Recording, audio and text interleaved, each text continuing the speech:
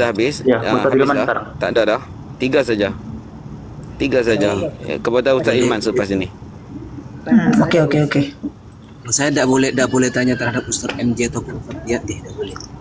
Sudah, pertanyaan sudah habis sebab bukannya 3 saja tadi. Ya sudah kalau Ustaz habis. Okey, baik. Sekarang Kalau yang tak, izin turun saja. Okey, baik. Terima kasih. Assalamualaikum. Waalaikumsalam. Assalamualaikum. Waalaikumsalam. Ini pertanyaan untuk Mas Hilman. Adakah dalil khusus atau rekomendasi langsung dari Rasulullah bahwasanya boleh bertawasul dengan orang yang sudah mati atau mayat, gitulah intinya. Silakan. Bismillahirrahmanirrahim. Buka dalilnya dalam kitab Mu'jamul Kabir li Tabrani. Di situ ada hadis di mana ada seorang laki-laki datang mengadukan hajatnya kepada Sayyidina Utsman bin Affan, tapi bukan cuma tidak tidak dikabulkan atau tidak diurusi, bahkan Sayyidina Utsman bin Affan itu tidak menoleh kepada dia. Kemudian pas dia keluar, dia ketemu dengan Sayyidina Utsman bin Hunayf. Kemudian Sayyidina Utsman bin Hunayf mengajarkan dia doa, disuruh berwudu, kemudian sholat 2 rakaat, kemudian disuruh berdoa. Mana tadi doanya itu? Ini. Kemudian kan disuruh berwudu, sholat 2 rakaat, dan berdoa, Allahumma inni as'aluka wa tawajjahu ilaika bi nabiyyina Muhammadin sallallahu alaihi wasallam nabiyir rahmah ya Muhammad ini atawajjahu bika ila rabbi fataqdili hajati wa tadhkuru hajataka. Baru kemudian setelah itu dia datang kepada Sayyidina Utsman bin Affan, dan Sayyidina Utsman bin Affan menoleh kepada dia dan menunaikan hajatnya. Kurang lebih seperti itu. Itu yang menjadi dalil bertawasul dengan orang yang sudah meninggal. Pasti muncul pertanyaan begini, karena masih ada waktu ini. Muncul pertanyaan, di mana wajhul istidlalnya di situ tawasul kepada orang meninggal. Pertama, kejadian itu terjadi di mana Sayyidina Utsman bin Affan menjadi Amirul Mukminin. Jelas-jelas Nabi sudah tidak ada, dan doanya itu bentuk tawajuh kepada Nabi. Tawasul di sini. Ini as'aluka wa atawajjahu ilaika bi nabiyyina Muhammadin sallallahu alaihi wasallam. Di situ ya mau dimanai jelas ya, bi wasilatin Nabi sallallahu alaihi wasallam. Sampai sini paham? Maksudnya begini Ustaz, maksud dalil itu apakah ada rekomendasi langsung dari Nabi atau sahabat Nabi atau juga para imam tempat menyatakan bolehnya bertawasul dengan mayat atau bangkai? Itu yang saya maksud. Itu tadi memang yang saya baca itu tadi namanya apa, Pak? Itu kan bukan secara khusus. Yang Ustadz sampaikan itu masih penuh dengan penjelasan. Yang saya maksud itu dalil secara khusus gitu, membolehkan atau menganjurkan bertawasul dengan bangkai gitu. Itu dalilnya. Itu dalilnya. Ya sudah, kalau udah memang itu Begini, antum tahu enggak dalil itu apa? Saja. Kalau saya tak paham maksud Ustadz itu, tak paham, nggak ngerti saya. Antum enggak, maksudnya bukan antum enggak paham sih, antum enggak terima, itu aja sih. Oke, coba tolong dikasih tahu maksudnya bagaimana tata cara bertawasul dengan orang mati itu, misalnya dengan sudah diajarkan doanya. Ya Allah, saya meminta kepada Engkau, bertawajuk kepada Engkau, binabiyina dengan baginda Nabi kami Muhammad sallallahu alaihi wasallam, Nabiyir rahmah, Nabi yang rahmat. Itu namanya tawasul atau apa, Bang? Tawasul itu apa sih, Abang tahu enggak? Tahu, wasilah. Ya, sudah, selesai. Cukup. Oke. Kalau mau diminta penjelasan pun itu kan ditanya tadi dalil bukan penjelasan. Kalau penjelasan bukan. Oke. Soalan yang kedua, silakan. Yang kedua. Ini saya nak tanya pada Ustaz Hilman. Okey, yang saya faham, tawassul ni meminta kepada Allah dengan berkat. Tawassul pada orang yang hidup ni tak ada khilaf lah. Cuma sekarang ni problem dia khilaf tu tawassul kepada orang yang mati. Okey. tawassul kepada orang mati. Macam contoh, ya Allah, aku memohon berkat Syekh Abdul Qadir Jani. Okey, yang ini dah dinyatakan yang Abdul Muhammad bin Wahab membenarkan. Sekarang ni kita rujuk pada istighosah. Istighosah ni maksud dia, yang saya faham, kita meminta kepada orang yang mati. Bukan pada orang yang hidup. Orang yang hidup tu mana itu tawassul. Sebab macam kita minta doa, minta Abdul Abbas doakan. Itu tawassul kepada orang yang hidup. Tapi ni istighosah ni kita meminta pada macam kubur, ya Syekh, apa semua aku mohon kepadamu. Ini yang jadi persoalan. Dan boleh tak bagi dalil yang membolehkan yang istighosah kepada orang yang mati ni? Apakah dalilnya? Itu saja soalan. Bentar bang. Okay. Ini yang mau dibahas istighosah kepada orang yang mati ya. Kang Helman, gimana kalau soalan yang ketiga teruskan, Kang Helman jawab sekaligus sebab masa Kang Helman enggak banyak tu. Ya, boleh juga. Tapi ya, mungkin Kang Helman mau jawab dulu atau gimana? Tak jelas.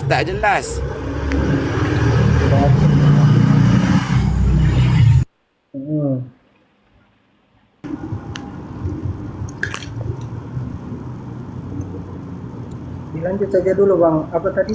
Host. Okey, Dilanjut. soalan yang ketiga teruskan.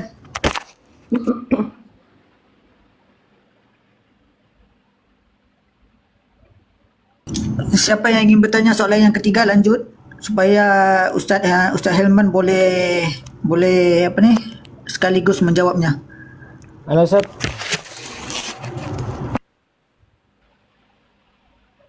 Boleh Ustaz? Saya kesempatan. Lanjut tanya terus. Udah enggak ada masa ni. Baik Ustaz. Kepada Ustaz Hilman ya, Ustaz. Apa Ustaz Hilman, gini. Yang kita pahami selama ini bahwa hanya Syekh Muhammad bin Abdul Wahab lah yang mensyirikkan tawassul kepada orang yang meninggal. Terus bagaimana pendapat antum Ustaz kepada ulama-ulama sebelum Muhammad bin Abdul Wahab, bahkan mereka dari kalangan Syafi'iyah yang juga mensyirikkan tawassul kepada orang meninggal? Bagaimana sikap antum Ustaz? Maksudnya siapa Syafi'iyah yang mensyirikkan begitu bang? Malah saya pengen tanya itu. Oh gitu. Imam Abdul Muzaffar As-Sam'ani Asy-Syafi'i rahimahullah taala di dalam kitab Tafsir As-Sam'ani. Kemudian yang kedua, saya catat di sini tadi,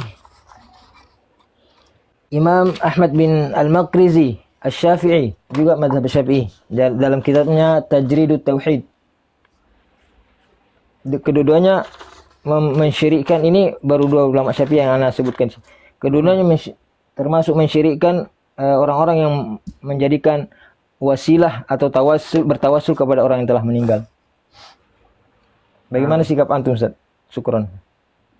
Begini Ustaz, kalau sikap ana dalam menanggapi hal ini, ya ini dalam Syafi'iyah sendiri pun kalau memang ada seperti itu terus terbukti, kemudian muktabar di dalam Syafi'i, makhtutotnya jelas, kemudian itisol sanatnya itu jelas, itu ya kami menganggap itu sebagai perbedaan pendapat. Lagi pula di dalam Syafi'iyah sendiri ketika terjadi perbedaan pendapat, ini sudah ditulis di dalam Fawaidul Makiyah, itu dikembalikan kepada pendapatnya An-Nawawi karena beliau sebagai muharrirul madhab.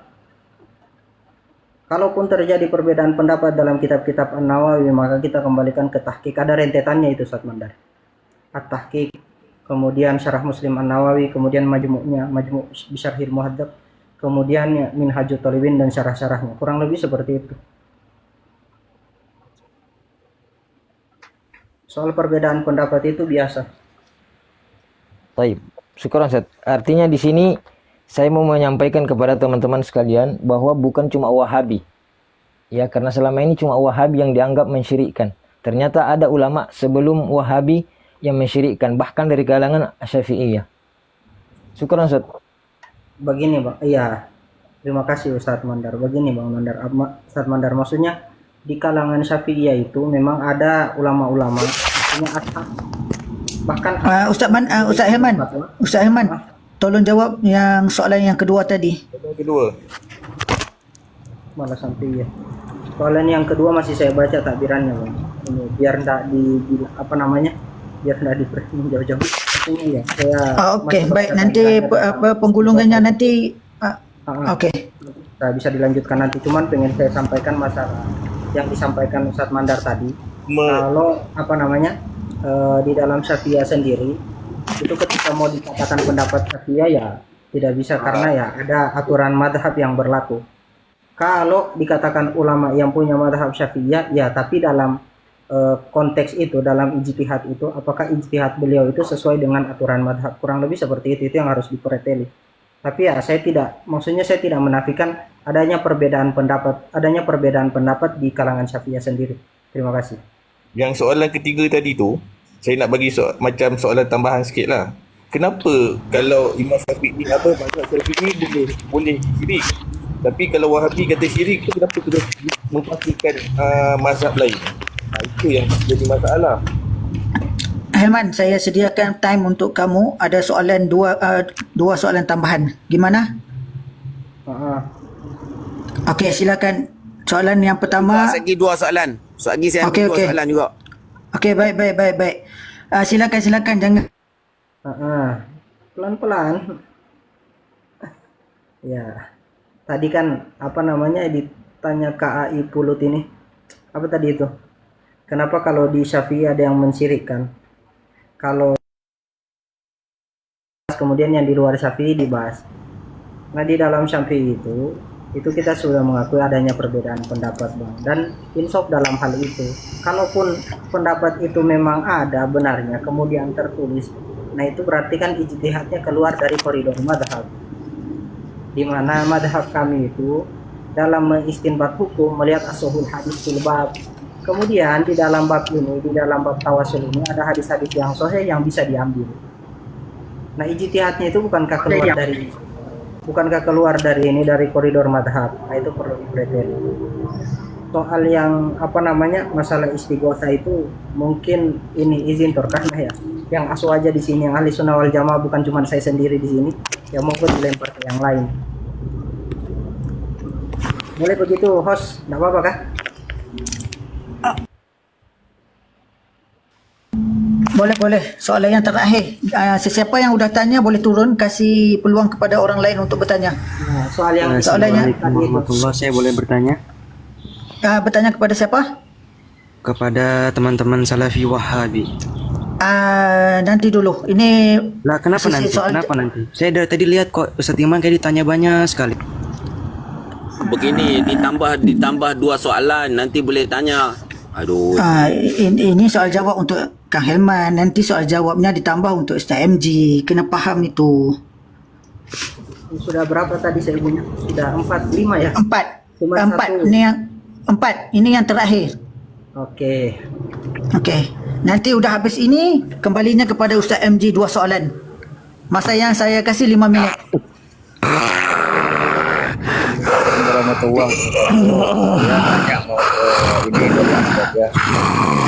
Sila Bang Naik. Ini maaf, saya dari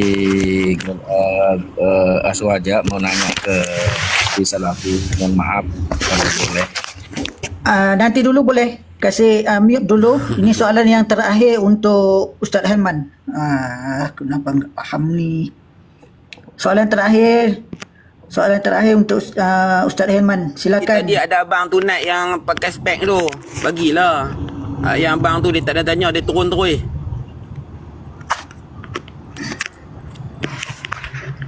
Silakan Ustaz Helman, pertanyaan untuk Ustaz Helman. Siapa mau bertanya ini? Last yang tadi naik tadi tu dia tak dan jawab.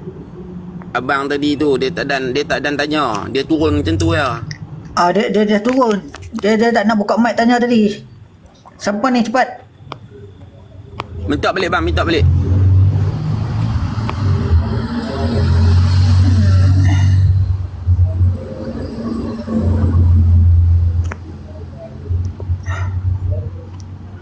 Yang Terima bertanya, kasih okey.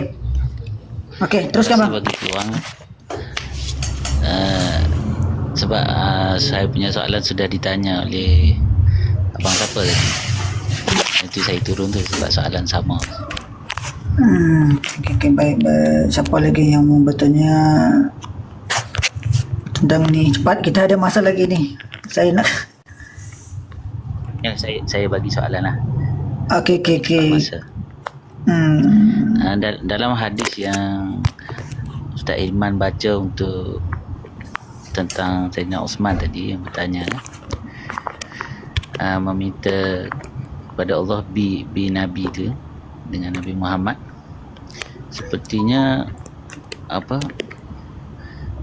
itu tawassul yang kedua-dua belah pihak setuju yang dibolehkan.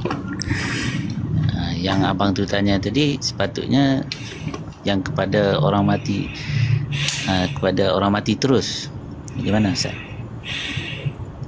Tadi hadis yang tadi itu terjadi di zaman Sayyidina Utsman, bang.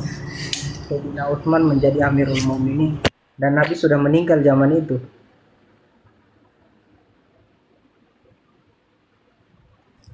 Ialah kan itu bentuk yang kepada Nabi Muhammad itu kan kedua-dua belah pihak bersetuju dengannya. Yang ditanya itu kepada selain daripada Nabi Muhammad lah. Itu Selain saja. daripada Nabi Muhammad, ya. Dalilnya itu di dalam kitab Sahih Bukhari. Kejadian Sayyidina Umar. Kata beliau, Allahumma inna kunna natawassalu ilaika bi nabiyina fataskina wa inna natawassalu ilaika bi ammi nabiyina faskina. Itu bukan nabi yang, maksudnya bukan baginda Nabi SAW yang dijadikan, yang ditawasuli begitu, tapi ya paman beliau yang dijadikan bahan tawasul. Itu bukan beliau tapi paman beliau. Mohon dibacakan, diterjemahkan maksud doa itu tadi sebab saya tak faham bahasa Arab. Allahumma ya Allah, kami bertawasul kepada Engkau dengan Nabi kami, kemudian Engkau beri kami hujan. Dan sekarang kami bertawasul kepada Engkau dengan paman Nabi kami, maka berilah kami hujan. Itu doa Sayyidina Umar ketika sholat istisqa.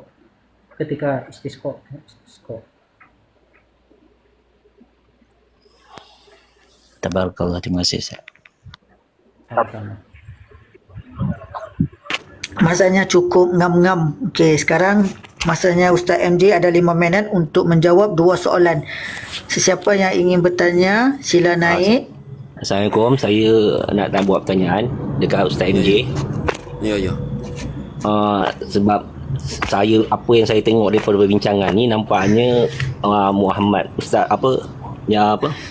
Imam Muhammad Abu Wahab ni nampaknya sama je dengan kita yang Asy'ariyah ni. Okey, nak tanya satu, betul ke Imam Muhammad ni, Abdul Wahab ni, dia memerangi orang-orang yang bertawassul dan istighasah ke kubur Nabi? Itu sebab saya tak mempunyai maklumat. Tak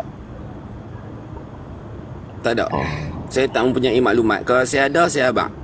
Okey, Maksudnya saya tak ada maklumat. Itu saja. Okey, terima kasih. Terima kasih. Ya.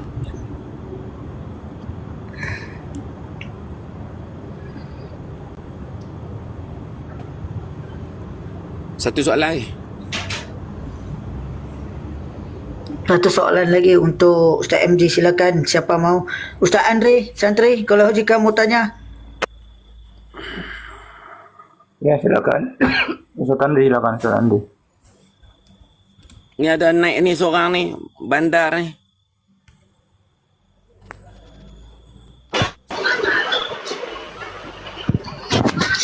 Assalamualaikum warahmatullahi wabarakatuh. Waalaikumsalam. Ya, siapa yang Silakan. bertanya ni? Jadi ini silakan bertanya. Satu pertanyaan. Oke, baik. Saya ingin bertanya tentang masalah ini, konteksnya apa sih? Kan kirim doa gitu ya konteksnya? Bukan. Kepada apa? Bukan tawasul dan istighasah menurut Muhammad bin Abdul Wahab. Oh, berarti salah dengar berarti ya. Bukan salah dengar. Ini maksud yang datang daripada sini. Oke, baik. Kalau bertanya di luar konteks boleh? Saya kalau boleh saya nak jawab di dalam konsep saja, di dalam konteks saja. Oke, baik. Terima kasih. Mohon maaf. Ya, sila. Ya, Bang Fifi nak tanya kah? Salam. Saya saja mau tanya, boleh? Sila. Kita sama-sama kita tak boleh kot, saya tak ambil. Ni ada orang nak naik. Sebab tadi saya boleh tanya dekat Ustaz Ilman, tapi saya diam saja. Kian Santang tu naikin Kian Santang. Baik, Assalamualaikum. Waalaikumsalam ya. Oh Debri ada Debri. Silakan Debri. Baik, soal boleh bertanya? Ya. Silakan. Bila Ghatil Indonesia wa Malaysia. Marhaba. Ada hadis pertama, apakah Anda sepakat bahwasanya Nabi itu hidup di alam kuburnya? Karena ada hadis sahih. Bentar. Belum selesai pertanyaan.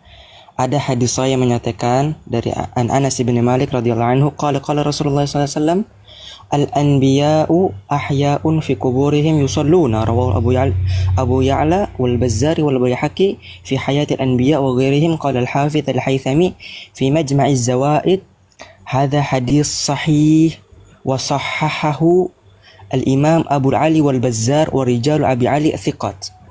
Hadis al-anbiya itu hidup di dalam kuburnya. Ya. Maka bagaimana bisa ketika orang yang bertawasul itu dianggap bertawasul kepada mayit?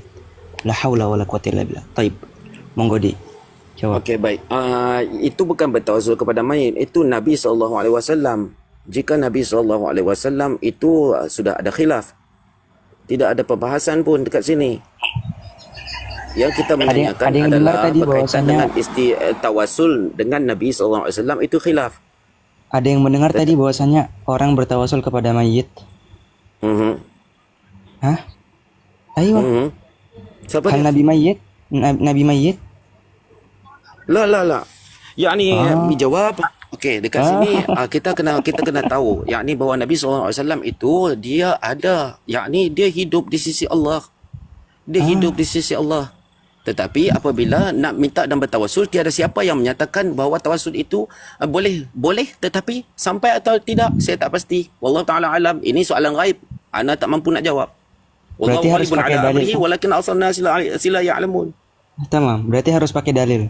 Dan dalilnya sudah disebutkan oleh Ustaz Ilman. Sahih dalilnya. Naam. Okey, tapi bila sudah melepasi soalan ghaib, maka anda jawab begini, wallahu ghalibun ala amrihi walakin aktharun nasi la ya'lamun.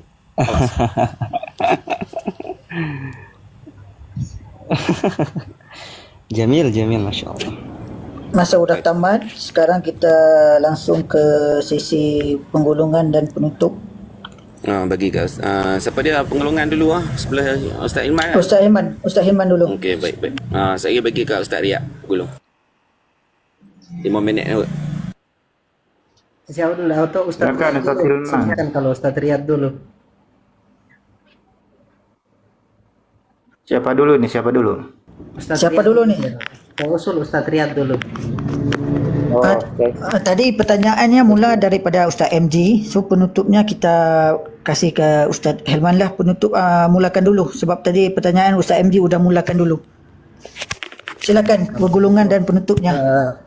Untuk penggulungan dengan penutup kasih ke Yai Andi saja. Ustaz Andi. Okey, boleh. Teruskan. Saya tetapkan masa. Ustaz Andi, closing statement silakan.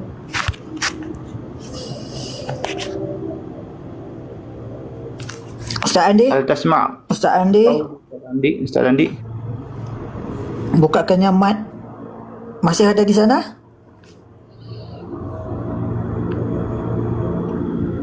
Ustaz Andi, al-Tasma' qawli, iftah mikrofon. Tafadhal, takallam. Silakan. Ustaz Andi. Waktu dan tempat kami persilakan. Closing statement. Ustaz Hilman gimana nih Ustaz Hilman? Ustaz Andi udah enggak ada nih. Ustaz Hilman boleh lanjutkan terus. Saya mau setkan masa. Siap. Okey, saya setkan masa terus Saya ya. masih Ustaz ada. Adi. Okey. Ustaz Adi ada. Silakan saya setkan masa. Enggak, gini. Enggak, saya masih ada dari tadi. Oh. Saya bisa gabung. Tinggal sedikit saya telepon. Okey, kira Ustaz Ahmad mulakan dulu. Teruskan. Siap. Pertama, Bismillahirrahmanirrahim. Alhamdulillahirrahmanirrahim. Nahmaduhu wa nusallimu ala rasulihil karim, amma ba'd.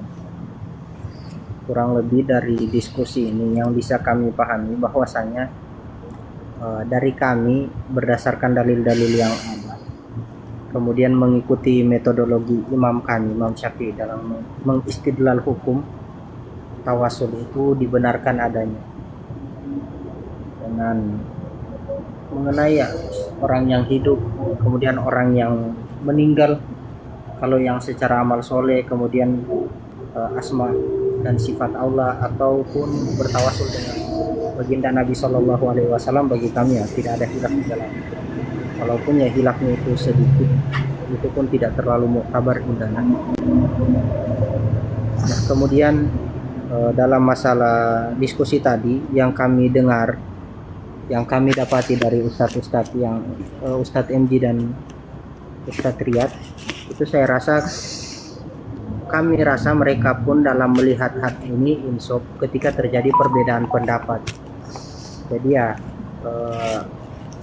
saya harap dari adanya diskusi ini, kedepannya orang-orang yang mengikuti pemahaman Muhammad bin Abdul Wahab, mengikuti pemahaman Syekh Utsaimin atau Syekh Albani atau Syekhul Islam Ibnu Taimiyah, itu akan lebih insaf, akan lebih menahan diri lagi dalam mengatakan kepada orang-orang yang bertawassul, baik itu melempar kataan dengan perkataan, baik itu bid'ah atau yang lain-lain, bahkan sampai melempar perkataan syirik dan kafir. Nah, kemudian dalam perbedaan pendapat memang sudah terjadi dari zaman dahulu, bukan hanya kita hari ini atau ulama-ulama kita yang hidup 100-200 tahun yang lalu atau di zaman tabi'in, bahkan sudah ada pada zaman sahabat.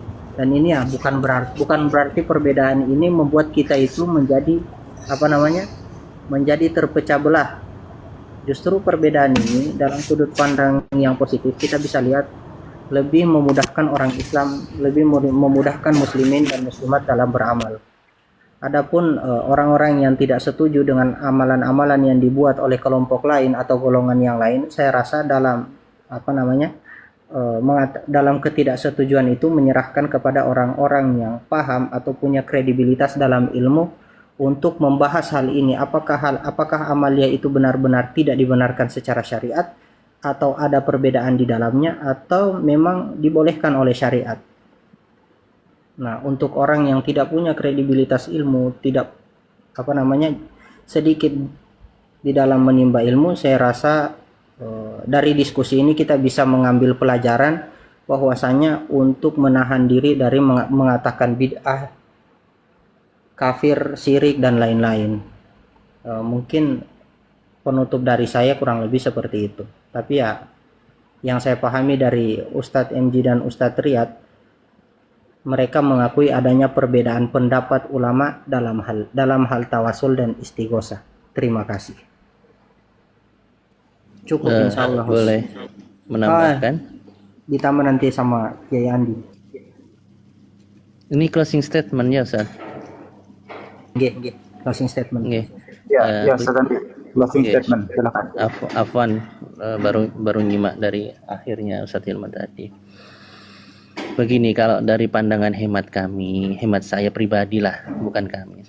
Pandangan hemat kami, bagi orang yang tidak sepaham dan juga tidak sependapat dengan apa yang kami lakukan, janganlah sekali-kali itu menjustis secara mentah-mentah akan apa yang kita lakukan, selama itu dalam ranah furu'iyah. Itu satu. Karena dalam masalah furu'iyah itu kan pastinya adanya perbedaan ikhtilaf. Semua ulama itu memahami dan tahu bagaimana masalah furu' dan tidak usah dibesar-besarkan. Itu satu. Kemudian dalam yang kedua, masalah dari para ustadz yang menyampaikan, bukan ustadz di sini saja, sudah dimanapun sudah.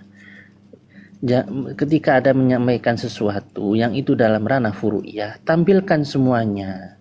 Oh iya, makalah ini dari ulama ini mengatakan seperti ini. Dari makalah ulama B mengatakan seperti ini. Dari makalah C mengatakan seperti ini. Saya, ustadznya yang bicara ini tadi yang berceramah, itu mengikuti ulama B. Kalau antum semua terserah di situ selama masih mengikuti ulama A, B, C, itu serah antum semua. Disampaikan seperti itu seharusnya Ustaz. Tidak hanya saklek dalam satu pendapat saja, sehingga di situ seolah-olah kami memahami dan berpendapat di situ sama halnya dengan taklid buta. Katanya harus mengikuti dalil, akan tetapi di situ hanya saklek mengikuti pendapat satu saja dari ulama, seperti itu. Yang ketiga, jangan serta-merta atau secara serampangan menjas seseorang itu melakukan ini sampai dikatakan bid'ah, bahkan mensyirikan. Toh itu masih dalam ranah furu'iyah. Jangan gampang mensyirikan dan jangan gampang membid'ahkan amalan sebuah kaum yang selama itu masih dalam ranah dalam ranah satu akidah, kalimat la ilaha illallah Muhammadur Rasulullah. Ingatlah hadisnya Nabi, dibuka kembali sunnah-sunnahnya Nabi, hadisnya Nabi dibuka semua. Jangan serampangan mengkafirkan seseorang, mengkafirkan umat Islam yang itu notabene masih dia melakukan sholat. Bahasanya la nukaffiru ahadin min ahlil qiblah, seperti itu Ustaz. Terima kasih. Syukron. Tim Al-Akhir.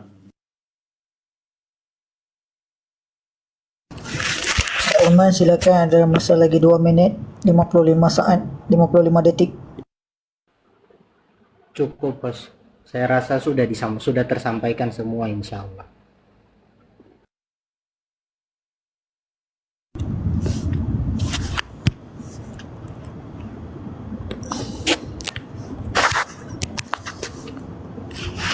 Ya, waktu untuk .mg dan Sofiat, silakan. 5 minit kot Ustaz Riyad. Anda ambil 5 minit. Okey, baik. 10 minit saya berikan, tetapi 5 minit Ustaz, 5 minit Ustaz Riyad lah. Okey, baik. Bismillah, alhamdulillah, wassalatu wassalamu ala rasulillah wa ala alihi washabihi wa wala, amma ba'd. Okey, baik. Apa yang kita dapat daripada pembincangan dekat sini sama juga saya bersetuju. Tetapi apapun yang kita nyatakan, kalau nak dikata sunnah, kalau nak dikata bid'ah, jangan dibilangkan sunnah. Ini satu benda yang saya rasa menyanggahi fatwa Imam Nawawi. Adapun di dalam kitab An-Nawawi Syarah Muhazzab menyebut yakni berkaitan dengan kita tahu benda ini khilaf, dan sememangnya ia khilaf, yakni berarti pada waktu malam yang ke-17 membaca surah An-An'am pada salat tarawih ataupun qiyam Ramadan merupakan satu bid'ah. Jadi apabila ulama saling membid'ah dan membid'ahkan, kami tidak membid'ahkan, tetapi kami mengikut pendapat ulama yang membid'ahkan hal itu. Pertama. Yang kedua, saya bersetuju bahawa janganlah sampai kita ni mengeluarkan orang lain. Saya selalu bilang pada diri saya sendiri, jangan dikeluarkan orang lain daripada ahli sunnah wal jamaah. Jangan dikeluarkan orang lain daripada akidah. Sebagaimana yang disebutkan oleh Al-Imam Abul Hasan Al-Ash'ari rahimahullah ta'ala, selagi orang itu dia salat dan menghadap ke kiblat, begitulah juga kata guru kami Syekhul Islam Ibn Taymiyah di dalam Syiar A'lam An-Nubala yang dinakalkan oleh Al-Imam Zahabi rahimahullah, sama, tidak mengkafirkan selagi mana orang itu dia salat dan menghadap ke Kaabah, selagi mana dia buat perkara-perkara yang baik. Tetapi kalau nak dinyatakan bid'ah, iya, kita siapa yang nak nyatakan bid'ah, datangkan dalil, hujah. Qul hatu burhanakum in kuntum sadiqin. Siapa yang nak bawakan, nak katakan itu sunnah, iya, bawakan dalil. Jangan sekali-kali keluarkan orang daripada Ahlus Sunnah wal Jamaah, dan jika benar itu adalah khilaf mu'tabar, kita terima. Enggak siapa pun kata dekat sini Ta'ala itu yad, berarti yad bermakna hakiki ataupun dan sebagainya. Sedangkan saya melihat sebilangan kawan-kawan kita yang ada dekat sini pun menyatakan bahawa yang ni tak boleh. Ini sudah jadi apa kita panggil sebagai, ini sudah jadi mujassimah, musyabihah, walhal itu hanya pandangan diri mereka sendiri. Sedangkan haruslah diketahui bahawa ulama itu jika dia menyatakan haqiqat fi yad, yakni yad itu haqiqat fi yad, yakni fi Quranil Azim, laitha kamitslihi syai'un wa huwa samiul basir wa lam yakul lahu kufuwan ahad. Saya rasa di situ pun bahayanya kita untuk mujassimahkan atau musyabihahkan orang. Wallahu ta'ala alam. Selainnya saya serahkan kepada sahabat Ustaz Ria. Oke, Assalamualaikum warahmatullahi wabarakatuh. Oke, di akhir perjumpaan ini saya ingin menyampaikan beberapa hal. Di antaranya adalah kita perlu mengetahui bahwa antara tawassul dengan istighosah dalam perspektif ulama-ulama yang dituduh sebagai salafi yang dituduh sebagai wahabi pada masa ini, yaitu tawassul artinya adalah menjadikan perkara antara kita dengan Allah Subhanahu wa taala untuk bertakarrub ataupun untuk berdoa. Dan ini kita tidak ingkari bahwa dalam bab tawassul terjadi perbedaan pendapat para ulama. Tetapi perbedaan pendapat itu hanya pada masalah bertawassul dengan jah Rasulullah ataupun orang soleh. Adapun yang selain itu maka tidak terjadi perbedaan pendapat para ulama. Oke. Kemudian sedangkan dalam ulama yang lain ketika ada yang mengatakan bertawassul dengan zat Nabi Sallallahu Alaihi Wasallam itu, maka itu Abu Hanifah mengatakan itu diharamkan. Oke, dengan mengatakan dengan bertawassul kepada zat Nabi Sallallahu Alaihi Wasallam. Sekali lagi, kalau menggunakan jah maka itu terjadi perbedaan pendapat para ulama. Oke, kemudian istighosah itu dalam perspektif yang dituduh sebagai wahabi beda dengan tawassul. Istighosah itu adalah meminta pertolongan kepada orang lain, meminta pertolongan kepada pihak lain manakala dia berada dalam keadaan yang sangat genting, yang sangat terdesak. Dan dalam rangka ini tidak diperbolehkan kita meminta tolong kepada orang yang tidak mampu untuk mendatangkan ke manfaat ataupun menolak mudarat. Dan di antara orang yang tidak mampu mendatangkan manfaat ataupun mudarat itu adalah orang yang telah meninggal dunia. Oke, bertawassul dengan orang mati ada khilaf dalam beberapa hal secara detail. Adapun istighosah maka meminta kepada orang mati jelas-jelas adalah sesuatu yang diharamkan. Oke, kemudian itu istighosah. Nah, oleh karena itu sebelum kita teman-teman sebelum melemparkan perkataan seperti ini, orang-orang salafi wahabi ini sering mengkafirkan dan menyesatkan orang yang bertawassul dan beristighosah. Maka sebelum melemparkan itu semua diharapkan kepada kawan-kawan untuk memahami secara terperinci apa pembahasan mengenai tawassul ya di kalangan teman-teman salafi dan apa macam mana pembahasan mengenai istighatsah di kalangan mereka, sehingga kita faham manakala mereka mengatakan tawassul itu haram, tawassul itu mengantarkan kepada kesyirikan, istighatsah itu adalah diharamkan, maka kita faham konteks mereka berkata itu adalah dalam konteks seperti mana yang mereka fahami. Jangan menuduh orang ketika berkata-kata seperti itu berdasarkan konteks yang kita fahami. Ketika mereka mengharamkan istighatsah, fahami istighatsah itu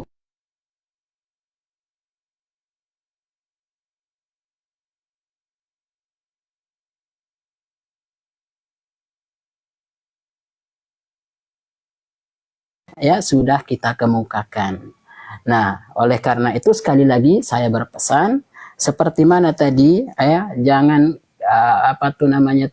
dipesan kepada kami jangan gampang-gampang mensyirikkan dan membid'ahkan orang. Oke, kami terima nasihat itu, tetapi jangan pula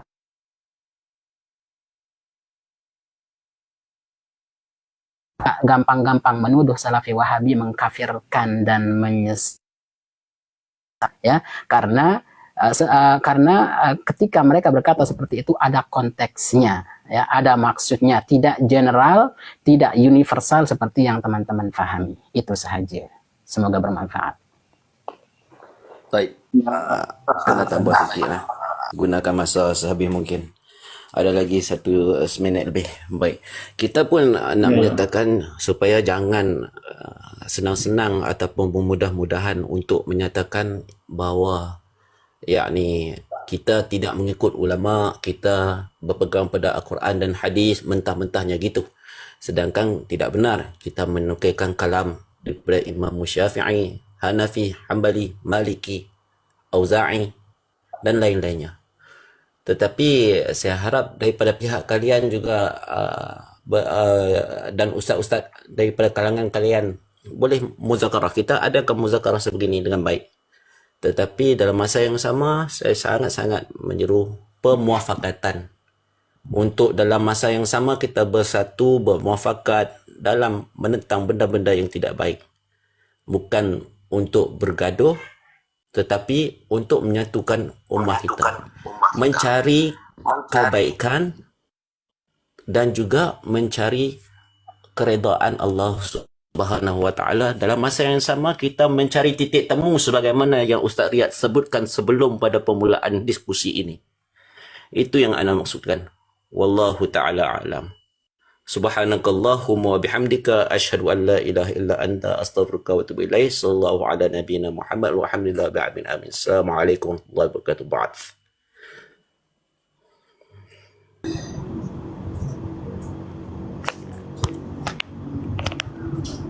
Ratingnya dah turun.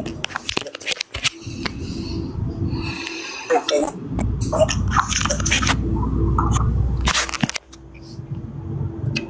Moderator boleh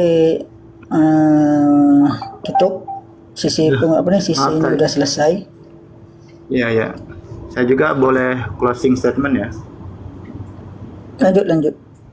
Ya, gimana Mas? Oke, setelah closing statement dari kedua panelis kita, insya Allah saya akan closing statement juga untuk membela kedua belah pihak. Nanti saya ini kan ya sebentar.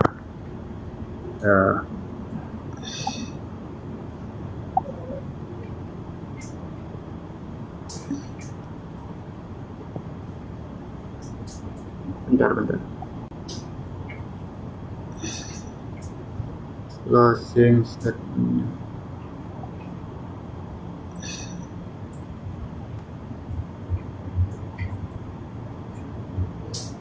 Nah, saya bawakan closing statement dari saya sebagai mungkin bukan moderator ya, penyimak saja, wasit agar nggak terjadi apa-apa ya.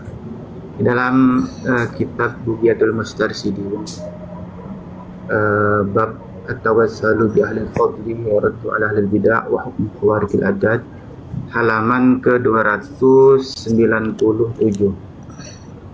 Ini kan Bugiatul Mustarsidin halaman ke-297 tentang masalah tawasul. Saya closing statement-nya saya utarakan untuk pembelaan saya kepada Ustaz Hilman dan kawan-kawan. Ini saya bacakan. Boleh disimak juga. At-tawassalu bil anbiya'i wa fi hayatihim wa ba'da wafatihim mubahun syar'an kama waradat fi sunnati sahihah ka hadits Adam alaihi salam hina wa hadis man istaka ainahu wa hadits pertama bahwa bertawasul kepada para nabi dan para wali, para aulia di masa mereka itu masih hidup ataupun di masa mereka itu setelah wafat, maka menurut Syekh Abdurrahman Ba'alawi, tapi ini adalah mubahun syar'an, itu dibolehkan secara syariat sebagaimana yang telah warid daripada sunnah yang sahihah. Ini dalilnya beliau memakai hadis tentang Adam alaihissalam ketika Adam alaihissalam itu bermaksiat kepada Allah, dan juga hadis ketika kedua mata Adam alaihissalam itu menangis. Begitu juga tentang hadis syafaat. Nah, ini adalah closing statement dari saya untuk pembelaan kepada Ustadz Hilman bahwa bertawasul kepada para nabi dan wali dalam hidup dan setelah wafat mereka itu menurut Abdurrahman Ba'alawi itu diperbolehkan secara syariat. Akan tetapi closing statement yang kedua adalah pembelaan saya terhadap Ustadz MG dan Ustadz Riyad. Kita lihat ke bawahnya. Nah, kita lihat ke bawahnya. Naam, yang bagi tanbihul awam. Oke, maka sangat penting sekali untuk menjelaskan kepada orang-orang awam. Ala alfatin tasaddaru minhum tadul ala al-qadah. Terhadap lafat-lafat yang memang lafat-lafat itu bisa yang keluar, yang bisa fi tauhidihim, yang bisa merusak terhadap tauhidnya orang awam. Fayajibu irsyaduhum wa ilamuhum, maka wajib bagi seseorang itu untuk irsyaduhum, untuk mencerdaskan masyarakat, wa ilamduhum, dan mengilmui masyarakat, mengetahui masyarakat, bi an la nafi'a, bahwa sesungguhnya tidak ada yang memberikan manfaat, wala dharra, dan tidak ada yang memberikan madarat, illallah, kecuali Allah Subhanahu wa taala. La yamliku ghairuhu li nafsihi darran wala nafan illa bi iradatillah. Tidak ada yang bisa memberikan kemanfaatan dan kemudaratan bagi dirinya kecuali dengan iradah Allah Subhanahu wa taala. Qala ta'ala li nabihi, sebagaimana Allah Subhanahu wa taala berfirman kepada nabinya alaihi salatu wasalam, qul, katakanlah, inni la amliku lakum darran wala rasyada. Nah, ini adalah salah satu statement closing statement saya. Yang pertama tadi untuk untuk pembenaran saya kepada Ustadz Hilman dan kawan-kawan bahwa secara umum tawasul itu diperbolehkan kepada para nabi dan wali di waktu mereka hidup maupun di waktu mereka setelah wafat. Kedua, closing statement saya adalah pembelaan saya kepada Ustadz Riyad dan Ustadz MG bahwa jika memang seperti itu, maka kita sebagai seorang alim yang mengetahui ilmunya, maka kita harus memberikan paham kepada masyarakat awam atas lafaz-lafaz yang memang jika lafaz-lafaz itu dapat mencederai tauhidnya seseorang itu, agar memberikan ilmu dan memberikan pelajaran kepada masyarakat bahwa tidak ada yang bisa memberikan manfaat dan madarat kecuali hanya Allah Subhanahu wa taala. Mungkin segitu saja host dan kawan-kawan sekalian. Usikum nafsi bitaqullah. Assalamualaikum warahmatullahi wabarakatuh. Alhamdulillah, diskusi kita ini berjalan dengan lancar. Mungkin ada sedikit kesilapan teknikal. InsyaAllah kalau ada kesempatan lagi, kita akan memperbaiki dari segi kesilapan teknikal itu. InsyaAllah, gimana Ustaz Hilman dan Abang Andri, kita di sini berdialognya secara ilmiah, untuk mencari kesepakatan untuk tidak menghukum, tidak melabelkan orang semudah-mudah itu. Bagaimana Kang Halman dan Ustaz Andi? Sepakat. Alhamdulillah. Ustaz Abu, Ustaz Diat. Sila Ustaz Hilman dulu bagi kepada Ustaz Andi ataupun Ustaz Andi dulu, insyaAllah kita bahas lepas ni. Mungkin kita ada sikit lah kesalahfahaman dekat sini, wallahu alam di mana saya tak tahu, saya tak pasti, tapi mungkin kerana kita silap format ke apa dia ke menyebabkan ini. Jangan marah kat host lah. Jangan marah pada host, jangan kita marah pada host, sebab host first time dia pun orang kata apa, dia pun terketar-ketar juga sebenarnya. Jadi saya tak nak menyatakan dekat sini yakni benda ni kita boleh buat lagi selepas ini sebagaimana host bagi tahu tadi, dengan lebih baik, dengan lebih elok, ataupun dengan lebih kita faham dan sebagainya. Walaupun sebenarnya kita dapat cakap utara. Tak dengar. Dah cakap utara lah, duk saya. Nak buat macam mana tadi? Alah, dia marah kat kita. Dia marah. Lanjut. Tak. Sebenarnya saya nak memahamkan. Okey, baik. Saya harap lepas ni kita boleh adakan diskusi yang lebih baik, lebih elok. Maksudnya tu diskusi yang lebih teratur. Pada awalannya tak teratur. Okey. Ya, saya setuju sekali. Sebab kita ini banyak buang masa di ini tadi. Karena kita mungkin ada kesilapan sedikit di peraturan. Ya. Kita dekat situ kita ada masalah sikit dengan masa dan dengan pembahagian dan dengan sebagainya, dengan faham sebelah sana sebelah sini. Okey, itu kita lupakan dululah. Pencapaian matlamat yang pertama, jangan mengkafirkan, jangan mudah-mudah menyatakan kita ni bukan ahli sunnah wal jamaah, jangan mudah-mudah mengatakan ini salafi wahabi, dan jangan mudah untuk meletakkan label orang itu. Saya tak setujulah pada menglabelkan orang itu cop wahabi ni, saya tak berapa seronok lah. Ustaz terangkan tentang bid'ah tu Ustaz. Baik. Bid'ah apa pula tanya kat saya ni? Tak, maksud saya bila kita menyatakan bid'ah itu, kita tidak menyatakan kepada individu. Baik. Okey. Saya ingin menyatakan dekat sini, maksud bid'ah yang kami nyatakan setiap kali kita katakan yakni iyakum wa muhdatsatil umur fa inna kulla muhdatsatin bid'ah wa kullu bid'atin dhalalah wa kullu dhalalatin finnar. Kita menyatakan hadis itu merujuk kepada perlakuan orang itu yang boleh menjuruskan diri dia ke neraka. Kita tak menerakakan orang sama sekali, wallahi. Kita hanya bali'ani walau ayah, sampaikan itu apa satu ayat, dan di belakang juga menyebut hadis itu panjang sebenarnya, tapi di belakang juga menyebut yakni hadis yang mutawatir yang sebagaimana kita ketahui, yakni apa nama, man kadzaba alayya muta'ammidan falyatabawa maq'adahu minan nar.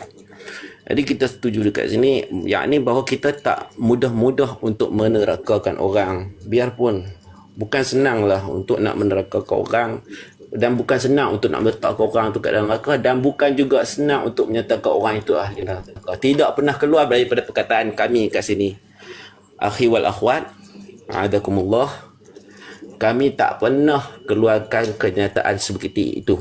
Pertama. Yang kedua, kami tidak pernah mengkafirkan sesiapa. Yang ketiga, kami tidak pernah menyesatkan sesiapa, kecuali kalau dia satu Syiah, dia masuk mes, dia kata dia Syiah, saya menyesatkan sahabat, maka masa tu kita menghujat dia. Selesai. Wallahu a'lam. Assalamualaikum. Sila cakap. Boleh. Cakap. Okey pun. Monggo. Ya, sebagaimana tadi disampaikan oleh Ustaz MG, sangat setuju. Ya, kita sama muslim ya, saudara. Dalam hal ini kita tanpa harus mencaci maki satu sama lain seperti itu. Saya cuma ingin menambah tentang kitab yang dibaca tadi oleh Ustadz Penjari tadi, sangat luar biasa dari beliau. Namun saya tambah, kasusnya itu bukan hanya kasus terhadap kuburan mengenai masalah pemberitahuan ataupun iklam terhadap orang awam, melainkan terhadap semuanya. Dalam makan pun, dalam perihal-perihal selain kuburan pun seperti makan, itu pun bagi orang awam yang tidak tahu mengenai masalah i'tiqad, itu wajib untuk dikasih tahu bahwasanya bukan nasi yang mengenyangkan, tapi Allah. Sama halnya di dalam kuburan. Artinya bukan kuburan yang memberikan sebuah kemanfaatan, bukan kuburan yang memberikan sebuah bahaya, tapi iktikad kita di situ tetap Allah yang memberikan sebuah kemanfaatan, sebagaimana di dalam tawassul di situ Allah, kita meminta terhadap Allah namun biwasilatihi, seperti itu. Lah sehingga perihal yang dibacakan referensi tadi oleh beliau tentang mengenai masalah terhadap iklam terhadap orang awam, itu bukan hanya khusus awam saja, bukan hanya khusus kuburan saja. Dalam bab nasi pun wajib untuk kita ketahui bahwasanya yang mengenyangkan bukan nasi, tapi tetap Allah. Seperti itu. Jadi ini bagi orang yang sangat awam dalam i'tikad. Seperti itu. Syukron.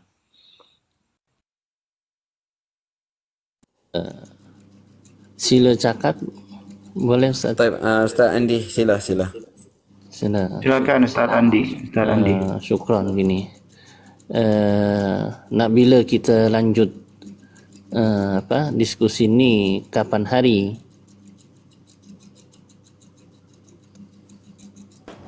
Gimana Ustaz? Gimana? Enggak jelas.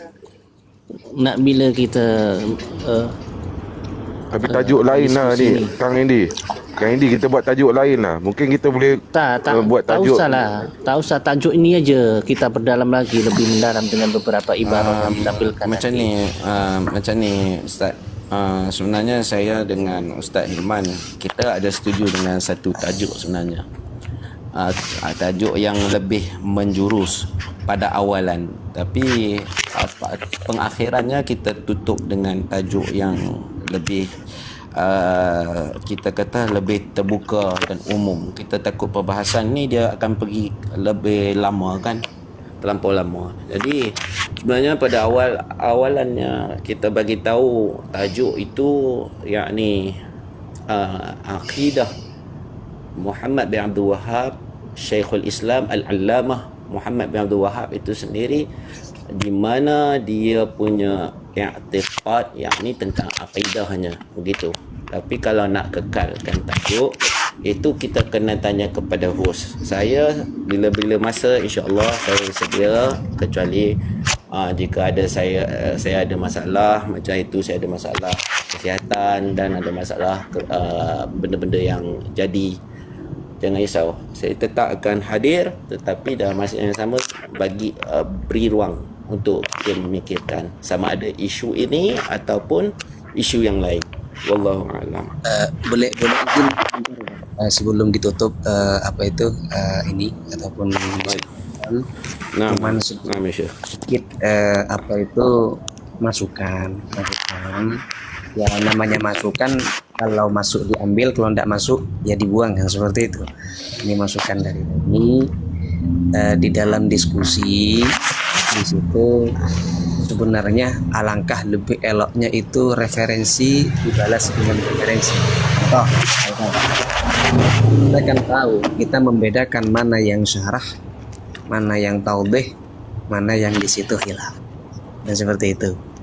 Lah sehingga misalkan sebagaimana yang tadi yang disampaikan oleh Ustadz Hilman, di situ menyampaikan pendapatnya seperti ini. Nah, lalu Ustadz MG beliau menyampaikan ini dalam ranah bidang furu'.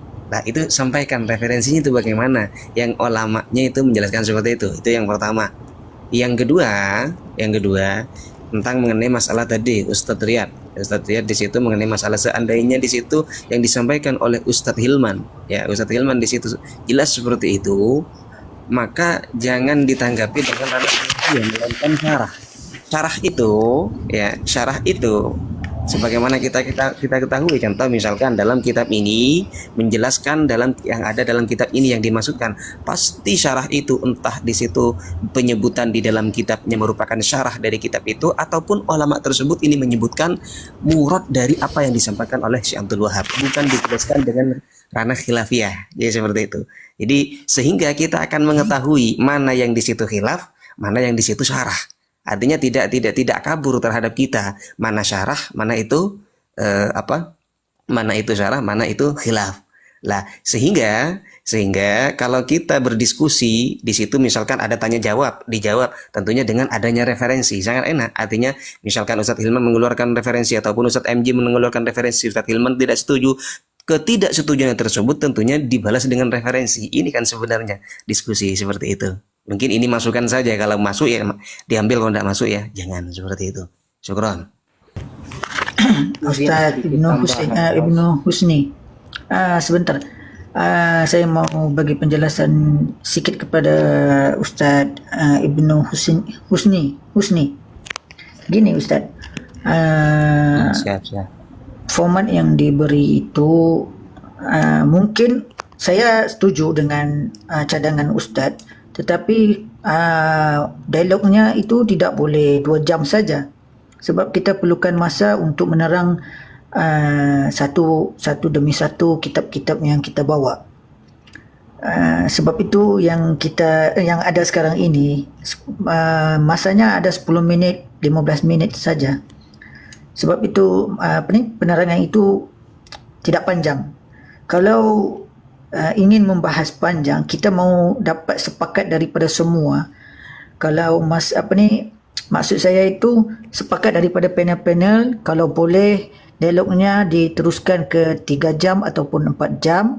Masa yang ditentukan itu lebih panjang dan kita boleh lebih panjang bahasnya. So, yang di sini yang berlaku. Saya kalau macam contoh kita bagi ruang lah. Macam contoh lah, saya bagi contoh. Kalau kita bagi ruang seorang 15 minit, maksudnya kita bahagikan sama-sama kita 15 minit, 30 minit lebih baik. Kalau 3 jam, 4 jam itu dia sudah, saya ingat dia orang boleh tunggu ke tak boleh tunggu tu je. Untuk saya itu maksud saya Ustaz. Kalau nak membahas lebih tidak mendalam, harus memerlukan waktu yang lama, Ustaz. Contohnya kita pun sering diskusi misalkan di di room misalkan contoh seperti yang tadi. Sebentar Ustaz, jadi biar kami sampaikan, tidak memerlukan waktu yang lama. Tidak sebenarnya. Contoh yang tadi ditanya jawab pun di situ Ustadz Hilman kan langsung dengan referensi, lekas kan. Contoh sebagaimana yang tadi Ustadz Hilman menyampaikan mengenai masalah pendapat yang disampaikan oleh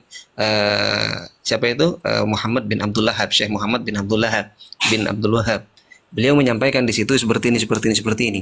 Nah, lalu Ustadz MJ di situ menyampaikan itu merupakan furu. Ini kami turut dari Ustadz MJ terlebih dahulu. Nah, Ustadz MJ menyampaikan itu dalam ranah furu misalkan. Lah, itu langsung sampaikan ini keterangannya bahwasanya itu merupakan furu yang dimaksud dari Muhammad bin Abdul Wahab. Selesai, bahkan lebih sedikit waktunya seperti itu. Itu yang pertama. Terus yang kedua, dengan Ustadz Riyad tadi menyampaikan mengenai masalah itu salah pemahaman. Tengok dulu di syarahnya. Sebelum menyalahkan pemahaman dari Ustadz Hilman, setidaknya ataupun seharusnya itu Ustadz Riyad terlebih dahulu menyampaikan syarahnya. Ada matan, ada syarah. Bukan matan di situ diterangkan dengan pendapat ulama lain kan, seperti itu. Ada matan, ada syarah. Buktikan jadi seperti itu dulu. Karena Oke, saya ingin menanggapi sedikit. Lanjut. Dalam ruang-ruang room yang lain, ketika saya orang yang bersemangat untuk mendatangkan referensi kitab-kitab, tetapi